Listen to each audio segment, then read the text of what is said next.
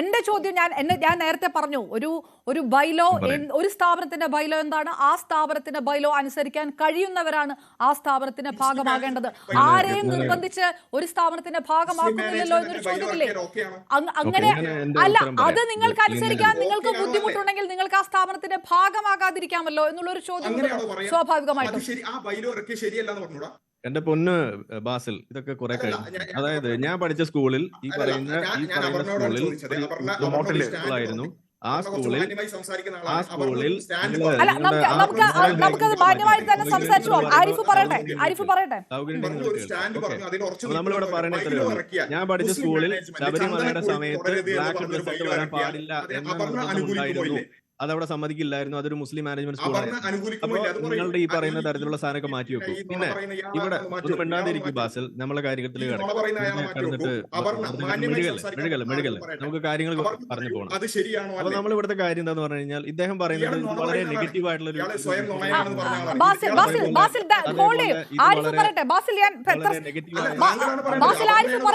ആ വിഷയത്തിനകത്ത് എല്ലാ ഭാഗം കേൾക്കണല്ലോ.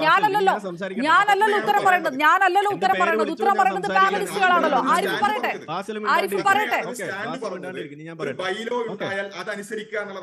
നമ്മൾ പറഞ്ഞു തരാന്ന്. അവിടെ നിൽക്ക് ബാസിൽ, ഇതെന്റെ സമയമാണ്, ഞാൻ പറയട്ടെ. ബാസിൽ ഒന്ന് സമാധാനിക്ക്. ഓക്കെ, ഞാൻ സംസാരിക്കേണ്ട സമയമാണ്. എന്റെ പേര് വിളിച്ചു കഴിഞ്ഞാൽ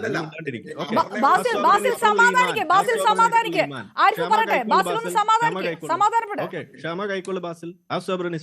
ഓക്കെ, ഇനി ഞാൻ പറയട്ടെ. അപ്പൊ ഇവിടെ ഇദ്ദേഹത്തിന്റെ ഈ മെഴുകൾ കേൾക്കുമ്പോൾ നമുക്ക് തോന്നുന്നത് എന്താണ്? എത്ര നിഷ്കളങ്കൻ.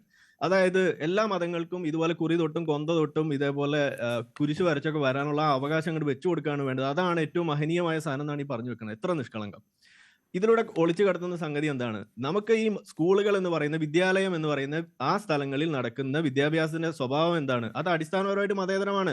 അങ്ങനെ മതേതരപരമായിട്ട് നടന്നുകൊണ്ടിരിക്കുന്ന വിദ്യാഭ്യാസത്തിലേക്ക് ഈ മതത്തിന്റെ സാധനങ്ങൾ ഇടിച്ചു കയറ്റിക്കൊണ്ട്, അത് മറ്റൊരു മതത്തിലെ ഒരാൾക്ക് പോലും ആവശ്യമില്ല എന്നിരിക്കെ അത് മതത്തിന് ആവശ്യമുണ്ട് എന്ന് വരുത്തി തീർത്ത് അതിന്റെ ഭാഗമായിട്ട് അത് ഇടിച്ചു ചേർത്തിട്ട് അതിനെതിരെ മിണ്ടാണ്ടിരിക്കെ. ഓക്കെ, അതിനെതിരെ ഒരു വിമർശനം വരുന്ന സമയത്ത് ഇതിട്ടാൽ എന്താ കുഴപ്പം എന്ന് ചോദിക്കുന്ന ഊള ചോദ്യമായിട്ടാണ് ഇവിടെ വന്നുകൊണ്ടിരിക്കുന്നത്. ഇതിനെ അനുവദിക്കാൻ പാടില്ല. കാരണം എന്താണ്? ഇവരുടെ ലക്ഷ്യം ഇത്തരത്തിലുള്ള സംഗതികളിലേക്ക് മതം ഇടിച്ചു കയറ്റി ഇത് ബാക്കിയുള്ള ആളുകളെ കൊണ്ടും കൂടി ഇത് സംസാരിപ്പിച്ച് അതിന്റെ പേരിലുണ്ടാകുന്ന സംഗതികളിൽ മുതലെടുപ്പ് നടത്തുക. ഇതാണ് ഇവിടെ ആവശ്യം. അത് നമ്മളിവിടെ കണ്ടു. SDP എന്താ ആവശ്യപ്പെട്ടത്? ഇതിന്റെ പേരിൽ ഒരു സർക്കുലർ ഇറക്കട്ടെ എന്ന് പറയുന്നോട് തന്നെ ഇതിന്റെ കള്ളക്കളി മുഴുവൻ വെളിച്ചത്തായില്ലേ? ഇനിയിപ്പോ ഇതിൽ കടന്ന് മെഴുകേണ്ട കാര്യം എന്താ ഉള്ളത് എന്റെ പൊന്ന് ബാസിലെ? അപ്പൊ ആ തരത്തിലുള്ള ഉടായ്പൊക്കെ മാറ്റി വെക്കുക. നിങ്ങൾ പണ്ടേ ഉടായ്പാന്ന് നമുക്കറിയാം. ഇനി ഈ പറയുന്ന സാധനത്തിൽ മറ്റൊരു നമുക്ക് അങ്ങനെ വ്യക്തിപരമായിട്ടുള്ള കമന്റുകൾ പറയണ്ട. അത് മറ്റൊരു ശരി. നമ്മളിവിടെ പറയുന്നത് എന്താണ്? ഇവിടെ എത്ര ഇസ്ലാമിക രാജ്യങ്ങളുണ്ട്?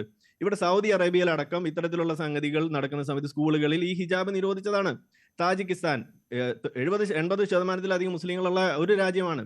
ഇവര് തന്നെ വലിയ സംഭവമായിട്ട് കൊണ്ടുനടക്കുന്ന സാധനമാണ് ഇസ്ലാമിന്റെ ഏറ്റവും മഹനീയ ഉദാഹരണങ്ങളായിട്ട്. അവിടെ ഈ പറയുന്ന സാധനം സ്കൂളിൽ അനുവദിക്കോ? ഇല്ല. അവിടെ എന്താ ചെയ്യുന്നത്? അതിന് അവർ പറയുന്നത് it is A simple of increasing extremism. ഇതാണ് അവർ പറയുന്നത്. ഈ ബാസിൽ വെച്ചുകൊണ്ടിരിക്കുന്ന താടിയും വെച്ച് അവിടെ നടന്ന അവർ പകുതി പഠിച്ചു വിടും, ബാക്കി വീട്ടിൽ പോയി പഠിക്കാൻ പറയും. കാരണം അതവിടെ പറയുന്നത് അത് താലിബാനിസത്തിന്റെ ലക്ഷണമാണെന്നാണ് പറയുന്നത്, തീവ്രവാദികളുടെ ലക്ഷണമാണെന്നാണ് അവർ പറയുന്നത്. ഇതാണ് നാട്ടില് ഇന്ന് ഈ താടി വെക്കുന്നോണ്ടെയും ഈ തലയിൽ തട്ടിടുന്നോണ്ട അവസ്ഥ. തട്ടത്തിന്റെ കഥ നമ്മൾ പറഞ്ഞു, അപ്പിക്കുപ്പ എന്ന് വിളിക്കേണ്ട കാര്യമുള്ളൂ. വലിയ ഡെക്കറേഷൻ ഒന്നും വേണ്ട. അതിലേക്ക് ഞാൻ ഇപ്പൊ കിടക്കുന്നില്ല, വേണേ കിടക്കാം. ഇനി ഇവിടെ നമ്മൾ പറയുന്നത് എന്താ? ഇത്രയേ ഉള്ളൂ. അതായത് ഇവിടെ ഈ പറയുന്ന കമ്പാരിസൺ ഇവിടെ ബാസിൽ തന്നെ നടത്തി. എന്താണ് അതേപോലെ കുറി എന്ന് പറയുന്നിടത്ത് തന്നെ ഈ സാധനം എന്താണെന്നുള്ളത് ഇവിടെ വന്നില്ലേ? ഇത് വസ്ത്രമല്ല, എന്നുള്ളത് ബാസിൽ തന്നെ അംഗീകരിച്ചു. വസ്ത്ര സ്വാതന്ത്ര്യം എന്ന് വളരെ സെൻസിറ്റീവ് ആയ വിഷയമാണ്. അതുകൊണ്ട് താങ്കളും ആ സമുദായത്തിലുള്ളതാണ്. നമുക്ക് അങ്ങനെ വളരെ സെൻസിറ്റീവ് ആയിട്ടുള്ള ചില പദങ്ങൾ മുറിവേൽപ്പിക്കുമെങ്കിൽ അത് നമുക്ക് വേണ്ട. പറയുന്നതിന്റെ അതേ നാണയത്തിലുള്ള ഉത്തരം എനിക്ക് തരാൻ പറ്റുള്ളൂ. അവിടെ കടന്ന് മെഴുകുന്നത് നിങ്ങൾ നമ്മൾ കിടക്കുകയാണെന്നുണ്ടെങ്കിൽ ഇവിടെ പറയാനുള്ളത് എന്താണ്? ഇവിടെ ഒന്നും സംഭവിക്കില്ല എന്നാണ് പറയുന്നത്. ഇവിടെ സംഭവിച്ചു കഴിഞ്ഞു.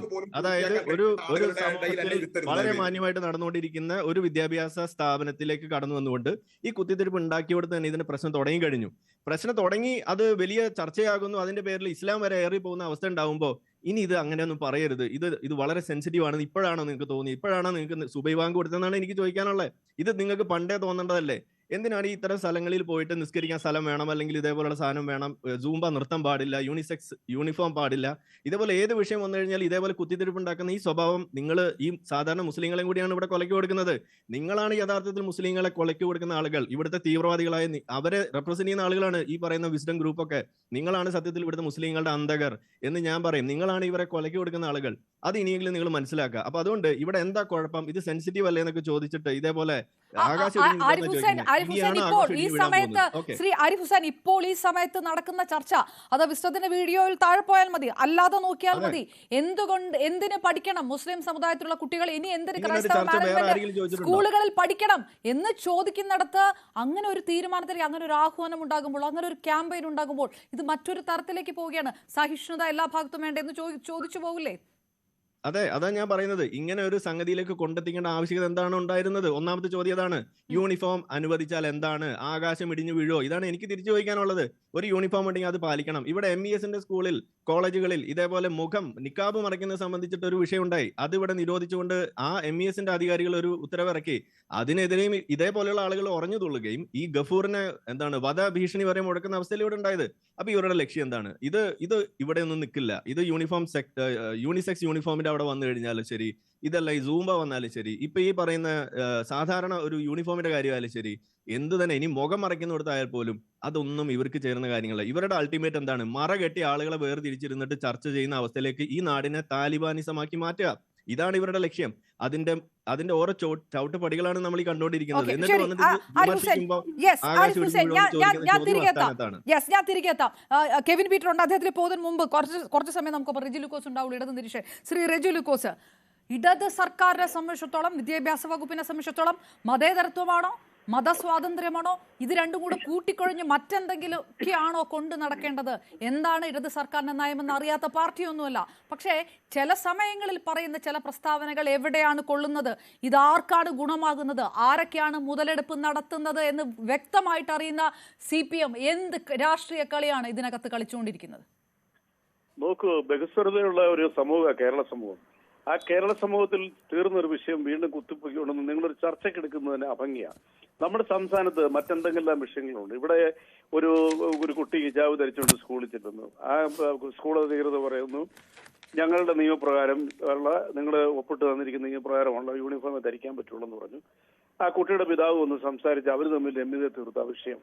പിന്നീട് പ്രശ്നങ്ങൾ ആർക്കാ? നിങ്ങളെ പോലെയുള്ള മാധ്യമങ്ങൾക്കാണ് ഈ വിഷയം. എന്തിനാണ് അതിന് നിങ്ങൾ വെറുതെ ഇതിനകത്ത് ഇടതുപക്ഷം വലതുപക്ഷം കൊണ്ടിരുന്നത്? ശ്രീ റെജി ലൂക്കോസ്, അങ്ങനെ ഇന്നലെ തീർന്ന പ്രശ്നം ഹിജാബ് ധരിച്ച് സ്കൂളിൽ പോകാൻ അനുമതി കൊടുക്കണമെന്ന് പറഞ്ഞത് മാധ്യമങ്ങളല്ല, മന്ത്രിയാണ്, മാധ്യമങ്ങളല്ല. ഈ പ്രശ്നം തീർന്ന പ്രശ്നം എവിടെ നിന്ന് തുടങ്ങി എന്ന് താങ്കളൊന്ന് ആലോചിക്കണം. ആരാണിത് വീണ്ടും വഷളാക്കിയത്? അല്ല, മന്ത്രി അതിന്റെ ഇന്ത്യൻ ഭരണഘടനയുടെ ആർട്ടിക്കിൾ 25 അനുസരിച്ചൊരു മറുപടി അദ്ദേഹം മാധ്യമപ്രവർത്തകരോട് പറഞ്ഞു. മന്ത്രി പറഞ്ഞ സൈമൾട്ടേനിയസ് ആണ് അവിടെ വിഷയം തീർന്നു. ഇന്ന് മന്ത്രി പറഞ്ഞു അവിടുത്തെ പ്രശ്നം പരിഹരിച്ചു. പിന്നെ അതാണ് ശ്രീ റെജി ലൂക്കോസ്, അങ്ങനെ പ്രശ്നം പരിഹരിച്ചില്ല. മന്ത്രി വി ശിവൻകുട്ടി പറയുന്നത് പോലെ ഹിജാബ് അനുവദിക്കണം, അത് സർക്കുലർ ഇറക്കണമെന്ന് SDPI. ഇപ്പോൾ നമ്മുടെ പാനലിരിക്കുന്ന വിസ്ഡമിന്റെ ഭാരവാഹി അബ്ദുള്ള ബാസിലും പറയുന്നതാണ്. മന്ത്രി പറയുന്നത് പോലെ ഇത് അംഗീകരിക്കണമെന്നാണ്. അത് പറഞ്ഞ് തീർന്നില്ല. മന്ത്രി പറഞ്ഞു, മന്ത്രി പിന്നോട്ട് പോയി, മുന്നോട്ട് പോയി, അങ്ങനെ മന്ത്രി വ്യക്തമല്ലാത്ത പല നിലപാടുകൾ അതിനിടയിൽ പറഞ്ഞു പോയി. ഖേദകരം. പക്ഷേ കൊള്ളേണ്ടടുത്തത് കൊണ്ടിട്ടുണ്ട്. ആവശ്യം പറയുന്നവർ അത് വീണ്ടും പറയുന്നുണ്ട്. ചർച്ച നടക്കുന്നു. ഇപ്പോൾ കേരളത്തിൽ ഇതുവരെ നടക്കാത്ത രീതിയിൽ ചർച്ച നടക്കുന്നു. എന്തിനാണ് മുസ്ലിം സമുദായത്തിലുള്ളവർ ക്രൈസ്തവ മാനേജ്മെന്റുകളിൽ പഠിക്കുന്നത് എന്നുള്ളൊരു ചോദ്യം ചോദിക്കുന്നു.